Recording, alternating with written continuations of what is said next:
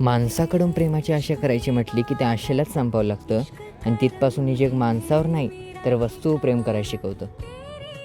भलेही माणूस बोलत असेल, जवळ येऊन बसत असेल, दिसत असेल तरी न दिसल्यासारखं करत असेल, पण वस्तूंना जर डोळे असते तर त्यांनी असं केलंच नसतं.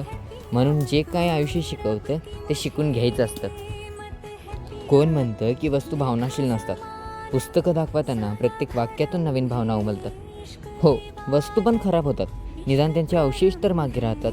पण ज्याने एवढं कमवलं, आयुष्यभर सगळं जमवलं, शेवटी इगो, राग, स्वार्थ सगळं मातीतच मिसळलं. पण माणसाला मात्र देवाने अमरत्व दिलं. ते एका पेयातून नाही तर आयुष्यातून अनेकांनी मिळवलं. अनेक तुमच्या आमच्यातलेच आहेत. स्वतःसाठी काय सगळेच जगतात, त्यांनी अनेकांना जगवलं.